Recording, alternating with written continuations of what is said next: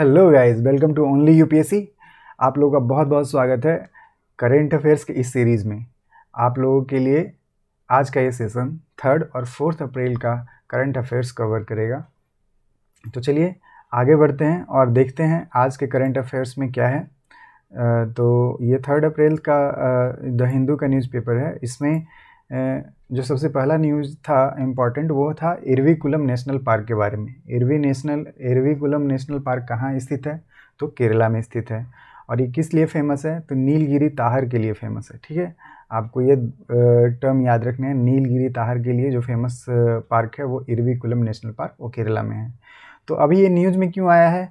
क्योंकि अभी इसमें एक फर्नेरियम सेटअप किया गया है इसी पार्क के अंदर में। तो फर्नेरियम क्या होता है? तो फर्नेरियम में बहुत सारे प्लांट लगाए जाते हैं। फर्न मतलब पेड़ पौधे होते हैं, और फर्नेरियम मतलब इस पेड़ पौधे के लिए बनाया हुआ एक सेटअप जो कि यूज किया जा सकता है घूमने के लिए, सीखने के लिए, या इसके पेड़ पौधों के इकोलॉजिकल जो कंडीशन है उसके बारे में स्टडी करने के लिए भी। ये जो फर्नेरियम सेटअप किया गया है इसमें 52 टाइप ऑफ फर्न है। लेकिन इरविकुलम नेशनल पार्क है, इसमें ऑलरेडी 104 वैरायटी के पेड़ पौधे लगाए जा चुके हैं, मतलब ऑलरेडी हैं। तो प्लान किया गया है कि जो नए फर्नेरियम बने हैं इसमें भी 104 तरह के पौधे लगा दिए जाएं। तो ये फर्न है, ये जो पेड़ पौधे हैं, ये इकोलॉजिकल इंडिकेटर होते हैं किसी भी हेल्दी फॉरेस्ट के। यानी कि अगर ये पेड़ पौधे जो इस फर्न्स में ये जो पेड़ पौधे लगे हुए हैं, ये पेड़ पौधे अगर हेल्दी हैं, स्वस्थ हैं, तो इससे माना जाता है कि यहाँ का जो वातावरण है शुद्ध है, यहाँ का हेल्दी फॉरेस्ट है। तो ये इकोलॉजिकल का एक बहुत अच्छा इंडिकेटर माना जाता है। ये जो फर्न है ये ईपीफाइटिक फैमिली से बिलोंग करते हैं, तो आपको ये ध्यान में रखना है, ईपीफाइटिक फैमिली। ठीक है, और इसमें बताया था हमने कि एक नीलगिरी ताहर के लिए फेमस है। तो नीलगिरी ताहर अगर लास्ट सेंसस जो हुआ है उसमें पाया गया था कि 785 ताहर यहाँ पाए गए हैं। लेकिन अब एक्सपेक्टेड है कि इसमें 125 से 150 नंबर संख्या का और इजाफा हो जाए, तो 785 प्लस लगभग 125 और ऐड हो जाएंगे इस साल का सेंसस जो आएगा उसमें। तो ये न्यूज़ था इरविकुलम नेशनल पार्क से। आगे बढ़ते हैं। 1930 हेल्पलाइन के बारे में एक न्यूज आई है जिसमें बताया गया है, अमित शाह जी हमारे जो होम मिनिस्टर हैं उन्होंने इसके बारे में मेंशन किया था। तो उन्होंने बताया है कि कुछ लूप होल हैं जिसको यूज करके ये सब क्राइम किए जाते हैं।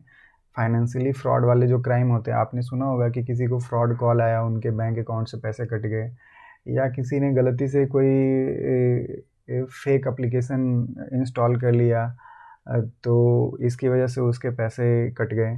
तो इस तरह से इन तरह के जो फ्रॉड वाले जो डिडक्शन होते रहते हैं, इनको बंद करने के लिए ये 1930 हेल्पलाइन दिया गया है। अगर किन्हीं के साथ ऐसा फ्रॉड हो जाता है तो इमीडिएटली 24 घंटे के अंदर अगर कोई संपर्क करता है इस डिपार्टमेंट से 1930 हेल्पलाइन पे, तो हो सकता है, बहुत ज़्यादा चांस है कि उसके पैसे वापस मिल जाएं। डिपार्टमेंट की तरफ से एनालाइज किया गया है कि मतलब लोगों के साथ ऐसे छोटा मोटा धोखाधड़ी हो जाता है तो उन्हें रिपोर्ट नहीं करते वो, लेकिन उन्हें अगर 25 रुपये का भी उनके साथ अगर फ्रॉड हुआ है तो उनको रिपोर्ट करना चाहिए। क्योंकि इससे रिपोर्ट करने से क्या होता है कि जो डिपार्टमेंट के जो ये लोग हैं वो उस तरीके को ढूंढने की कोशिश करते हैं कि ये फ्रॉड किस तरह से हुआ। अगर 25 रुपये का भी फ्रॉड करने में जिस मेथड का यूज किया गया होगा, जिस तरीके का यूज किया गया होगा फ्रॉडस्टर के द्वारा, वो तरीका किसी से 25,000 रुपये की भी धोखाधड़ी करने के लिए भी यूज किया जा सकता है। तो इसलिए 25 रुपये जैसे छोटे अमाउंट का भी रिपोर्टिंग ज़रूरी है, ऐसा अमित शाह जी का कहना था। और एक पोर्टल बनाया गया है cybercrime.gov.in। इस पोर्टल पे ये हेल्पलाइन नंबर शेयर किया हुआ है, आप इस पोर्टल को विजिट कर सकते हैं। और ये जो फ्रॉडस्टर से निपटने के लिए जो पोर्टल बनाया गया है, ये सिर्फ इसी काम के लिए नहीं यूज होता है। इसमें आप सेक्सुअल हैरासमेंट से रिलेटेड केस भी रजिस्टर कर सकते हैं, और चिल्ड्रन के अगेंस्ट भी कोई क्राइम हुआ है तो उसको भी रजिस्टर किया जा सकता है। चलिए बढ़ते हैं आगे के न्यूज़ की तरफ। तो इसरो ने लॉन्च किया है vehicle reusable launch vehicle landing test किया है। तो बढ़ते हैं आगे अगले न्यूज़ की तरफ। इसरो ने रीयूजेबल लॉन्च व्हीकल का लैंडिंग टेस्ट किया सक्सेसफुली। तो इन्होंने ये डेमोन्स्ट्रेशन किया था चिनूक जो हेलीकॉप्टर है इंडियन एयरफोर्स का, उसके हेल्प से। तो इस चिनूक हेलीकॉप्टर से ये जो इसरो का ये लॉन्च व्हीकल था उसे 4.5 किलोमीटर के हाइट पे ले जाया गया, एल्टीट्यूड पे ले जाया गया और वहाँ से इस एक्सपेरिमेंट को एग्जीक्यूट किया गया और इसे सक्सेसफुली लैंड करवाया गया। तो ये बहुत ही इम्पॉर्टेंट न्यूज़ है, आपको ध्यान में रखना चाहिए। फिर बढ़ते हैं, इंडिया ने 1 ट्रिलियन टूरिज्म इकोनॉमी का टारगेट रखा है 2047 तक, ऐसा कहना है हमारे यूनियन टूरिज्म मिनिस्टर हैं जी किशन रेड्डी इनका। ठीक है, तो हमारे देश में 1 ट्रिलियन डॉलर का टूरिज्म इकोनॉमी का टारगेट रखा गया है। इस टारगेट के मद्देनज़र इन्होंने जिसका नाम है विजन इंडिया 2020 प्रोग्राम। ठीक है, तो विजन इंडिया 2020 जो प्रोग्राम है उसमें क्या क्या प्रायोरिटी दिया जाएगा, तो ग्रीन टूरिज्म को बढ़ावा दिया जाएगा, डिजिटाइजेशन को बढ़ावा दिया जाएगा, स्किलिंग टूरिज्म जो medium and small scale enterprises हैं उनको बढ़ावा दिया जाएगा, डेस्टिनेशन मैनेजमेंट को बढ़ावा दिया जाएगा। तो इन सब चीज़ों को प्रायोरिटी पे रखा गया है और कहा गया है कि कुछ मेगा ट्रेल्स जिनका भी उद्घाटन किया जाएगा अभी। तो फिलहाल 2 मेगा एडवेंचर टूरिज्म ट्रेल हैं जिनका उद्घाटन किया गया है, जिनको स्टार्ट किया गया है। पहला है हिमालय ट्रेल और दूसरा है गंगा ट्रेल। ठीक है, तो ये 2 ट्रेल हैं, 2 एडवेंचर टूरिज्म ट्रेल है जिसका अभी इनिशिएटिव लिया गया है और बाद में इसके बाद कुछ और भी एडवेंचर्स ट्रेल हैं जो कि लाए जाएंगे, जैसे कि जिनका नाम दिया हुआ है Narmada trail from Amarkantak in MP to Arabian sea. तो अमरकंटक से नर्मदा नदी निकलती है, वहाँ से अमरकंटक से लेके अरेबियन सी तक जो नर्मदा का पाथ है उस पे एक एडवेंचर टूरिज्म ट्रेल बनाया जाएगा। इसके साथ साथ वेस्ट कोस्ट पे कच्छ से कन्याकुमारी तक का एक वेस्ट कोस्ट ट्रेल बनाया जाएगा और एक ईस्ट कोस्ट ट्रेल भी बनाया जाएगा, तो वो बंगाल से कन्याकुमारी तक बनाया जाएगा। तो आप देख सकते हैं कि अपना इंडिया है इस तरह से, इसके यहाँ पे नर्मदा ट्रेल बनाया जा रहा है, अमरकंटक यहाँ MP से लेकर के अरेबियन सी तक। उसके बाद फिर वेस्ट कोस्ट में एक ट्रेल बनाया जा रहा है और एक ईस्ट कोस्ट में ट्रेल बनाया जा रहा है। तो वेस्ट कोस्ट में कच्छ से लेकर के, यहाँ कच्छ है गुजरात में, कच्छ से लेकर के कन्याकुमारी तक और इधर बे ऑफ बंगाल से लेकर के कन्याकुमारी तक। तो ये 3 ट्रेल बाद में आएंगे। अभी हिमालय और गंगा का ये एडवेंचर ट्रेल बनने जा रहा है, एडवेंचर टूरिज्म ट्रेल बनने जा रहा है। चलते हैं आज के न्यूज़ के बारे में। तो आज का सबसे पहला न्यूज़ है जो इम्पोर्टेंट मुझे लगा, ये एक शांति स्थल, ग्रीन शांति स्थल के बारे में है। ये क्या है, एक क्रिश्चियन कॉलेज है यहाँ अलपुजा डिस्ट्रिक्ट केरला में। तो वहाँ एक जो कॉलेज का कैंपस था, वहाँ एक्चुअली कॉलेज बनाते समय जितने भी मिट्टी वगैरह यूज हुए तो उसके कारण एक बहुत बड़ा एरिया डिग कर दिया गया, गड्ढा खोद दिया गया। अब इस गड्ढा खोदा हुआ गड्ढे में लोग आ करके धीरे धीरे इसमें कचरा डंप करना शुरू कर दिए। तो एक समय ऐसा आया कि यहाँ पे एक कॉलेज बना हुआ है और कॉलेज के बगल में बहुत बड़ा सा गड्ढा है जिसमें डंपिंग यार्ड बन गया है। तो इसकी वजह से कॉलेज के हॉस्टल्स में बहुत गंदे स्मेल जाते थे। तो इससे निपटने के लिए यहाँ के प्रोफेसर ने एक प्रोजेक्ट चलाया, जिस प्रोजेक्ट के कारण ये आज 22 एकड़ का जो ज़मीन है ये पूरा ट्रांसफॉर्म हो गया है और यहाँ पे बहुत सुंदर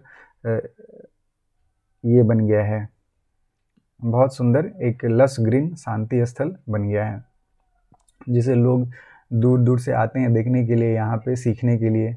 यहाँ पे कुछ रिसर्चर भी आते हैं या स्टूडेंट आते हैं स्टडी करने के लिए इनके फंजाई और डिजीज़ के बारे में।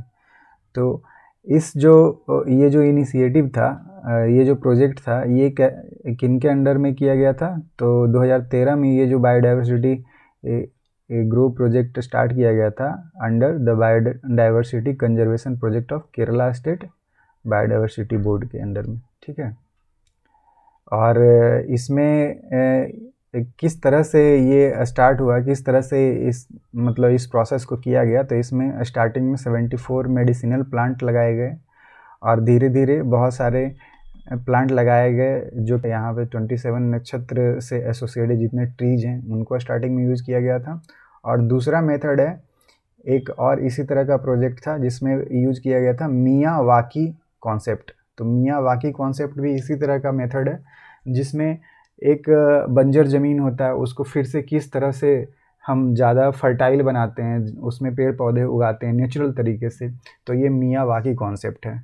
दोनों कॉन्सेप्ट काइंड ऑफ सिमिलर है लेकिन डिफरेंट तरीके से यूज किया जाता है। तो ये दोनों टर्म्स आपको याद रखने पड़ेंगे।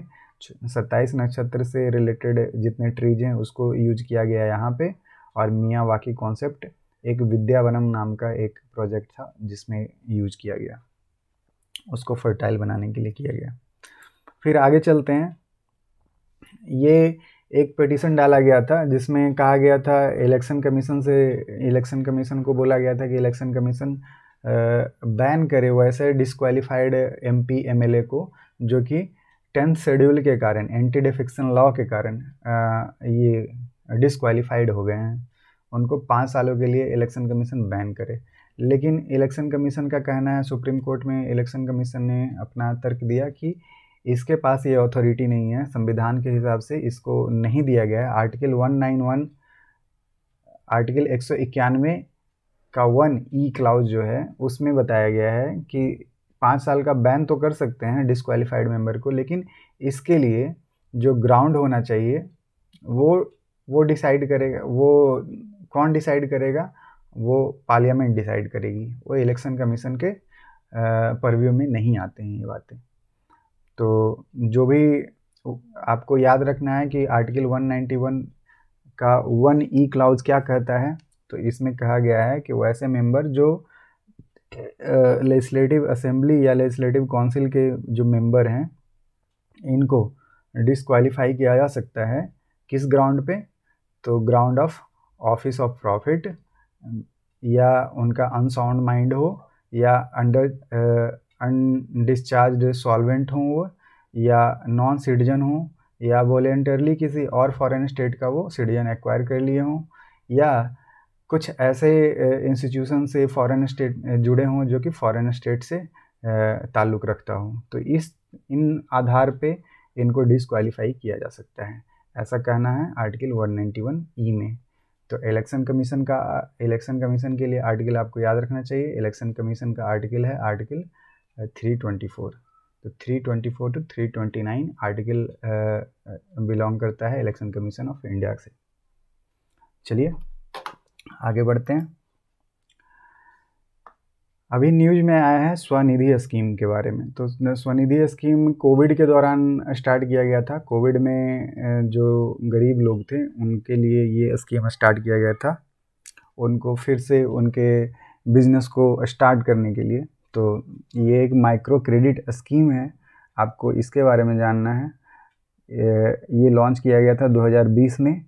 किसके लिए? तो स्ट्रीट वेंडर को सपोर्ट करने के लिए, जो कि इकोनॉमिकली डिस्ट्रेस में थे, उनको सपोर्ट करने के लिए। इसमें किया क्या जाता है? इसमें कोलेटरल फ्री लोन्स दिया जाता है। तो कोलेटरल फ्री लोन्स मतलब आपको बिना किसी गारंटी के आपको 10,000 तक का लोन मिल जाएगा। इस तरह का लोन स्ट्रीट वेंडर्स को दिया गया था, मतलब दिया जाता है स्वनिधि स्कीम के तहत। अगर आप इस स्कीम को पालन करते हुए आप 10,000 लोन उठाते हैं और फिर उसको टाइम से पहले वापस कर देते हैं तो आपको 7% का सब्सिडी भी दिया जाएगा। ऊपर से आप एलिजिबल हो जाते हैं फर्दर लोन लेने के लिए 20,000 का। और अगर 20,000 का भी फिर इसी तरह आपने समय से पहले लौटा दिया तो आपको 7% का फिर से सब्सिडी मिलेगा, जो कि आपके अकाउंट में क्रेडिट हो जाएगा डायरेक्ट बेनिफिट ट्रांसफ़र के थ्रू, और आप फिर एलिजिबल हो जाएंगे 50,000 तक के लोन के लिए। तो इस तरह का ये स्कीम था, पीएम स्वनिधि स्कीम, आपको याद रखना है। फिर है अगला news, India US air exercise के बारे में। तो ये नेक्स्ट वीक एक इंडिया यूएस के बीच में एक एक्सरसाइज स्टार्ट होने वाली है। कहाँ? तो कलैकुंडा एयरबेस, जो कि वेस्ट बंगाल में है। इसमें इंडिया और यूएस पार्टिसिपेट करेंगे और जापान रहेगा जो ऑब्जर्वर स्टेट रहेगा। तो इसमें जापान का पार्टिसिपेशन एक्टिवली नहीं रहेगा, वो सिर्फ ऑब्जर्वर स्टेटस से वहाँ पे आएगा, शामिल होगा। लेकिन इंडिया यूएसए के बीच में ये बायलैटरल अभी एक्सरसाइज है, एयरफोर्स एक्सरसाइज है, ठीक है। इसके अलावा ये जो एक्सरसाइज है बायलैटरल एक्सरसाइज, इसका नाम क्या है? तो कोप इंडिया एक्सरसाइज है, ठीक है। कोप इंडिया एक्सरसाइज है, आपको ये ध्यान रखना है। इसमें जापान ऑब्जर्वर स्टेटस में है। इसके अलावा आपको पता है कि एक मालाबार एक्सरसाइज होता है। तो मालाबार एक्सरसाइज किसके किसके बीच होता है? तो सारे क्वाड कंट्रीज होते हैं। क्वाड कंट्री कौन कौन होते हैं? इंडिया, यूएस, जापान और ऑस्ट्रेलिया। तो स्टार्टिंग में ये मालाबार एक्सरसाइज भी ट्राइलेटरल एक्सरसाइज था, जिसमें इंडिया, यूएस, जापान थे सिर्फ। बाद में ऑस्ट्रेलिया भी शामिल हो गया। और आपको पता होना चाहिए कि एक इंडिया और जापान के बीच में एक पहला एक्सरसाइज अभी फ़िलहाल ही हुआ था, अभी न्यूज़ में आया था, वीर गार्जियन, जो कि जिसमें पार्टिसिपेट किया था जापानी एयरफोर्स सेल्फ डिफेंस सर्विस, ठीक है। तो ये आपको इतना ध्यान में रखना है। उसके बाद अगला न्यूज़ है जिसमें राज्यसभा में एक बिल पास हुआ, कंपटीशन बिल। तो कंपटीशन बिल आपको पता होना चाहिए, कंपटीशन बिल पास तो हो गया, लेकिन दुख की बात यह है कि बिना किसी डिबेट के पास हो गया। तो कंपटीशन बिल क्या करती है? कंपटीशन बिल में ये रेगुलेट करेगी मर्जर एंड एक्विजिशन। क्या होता है कि एक बड़ी कंपनी है ए, और ये कोई प्रोडक्ट बेचती है, लेकिन इसी के कंपटीशन में एक बी छोटी कंपनी आ गई, तो ये क्या करती है, इस कंपनी को ये परचेज कर लेती है, ख़रीद लेती है, ताकि मार्केट में इसका कोई अदर कॉम्पिटिटर न रहे। तो इस तरह का जो कंपटीशन है ये फेयर कंपटीशन नहीं है, इसको रोकने के लिए ये बिल लाया गया है, ठीक है। नासा ने अनाउंस किया है कि ये एक फर्स्ट वीमेन एस्ट्रोनॉट को भेजने जा रहे हैं लूनर मिशन पे। तो इन वीमेन इंजीनियर का नाम क्या है? क्रिस्टीना कोच, आपको याद रखना है। और ये जो प्रोजेक्ट है लूनर मिशन है, इसका नाम क्या है? Artemis 2 lunar flyby. Artemis 2 lunar flyby. Flyby क्या होता है?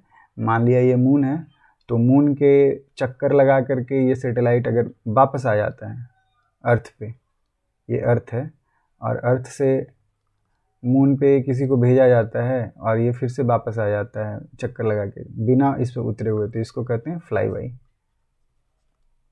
विक्टर ग्लोवर जो कि फर्स्ट ब्लैक एस्ट्रोनॉट होंगे जिनको लूनर मिशन पे भेजा जा रहा है। तो दो नाम याद रखने हैं आपको, क्रिस्टीना कोच और Victor Glover first black astronaut होने वाले हैं, और फर्स्ट वीमेन एस्ट्रोनॉट होने वाली हैं क्रिस्टीना कोच, ठीक है। इसके अलावा फ्रांस अभी इथोनेसिया का लीगलाइजेशन करने वाला है। इथोनेसिया क्या होता है? स्व इच्छा से मृत्यु जो मांगा जाता है। जैसे कोई पेशेंट होते हैं जो अब बहुत गंभीर स्थिति में हैं, अब उनको जीने का कोई आसार नहीं है, बचने का डॉक्टर भी जवाब दे रखा है, लेकिन उनको लाइफ सपोर्ट सिस्टम पे रखा गया है बहुत दिनों से, लेकिन वो अब जीना नहीं चाहते, अब उनके जीने का कोई स्कोप नहीं बच रहा है। लेकिन लाइफ सपोर्ट के कारण वो थोड़ा बहुत कष्ट में हैं, लेकिन किसी तरह जीवित हैं। तो उनके लिए, उनके इच्छा से जो मृत्यु का जो परमिशन होता है उसको बोला जाता है इथोनेसिया। तो ये पहले लीगल नहीं था फ्रांस में, ये परमिशन, इस तरह से मरने का परमिशन लीगल नहीं था। अब ये active assistant of dying legal हो जाएगा। तो ये था आज का करंट अफेयर्स। उम्मीद करता हूँ आपको ये सेशन अच्छा लगा होगा।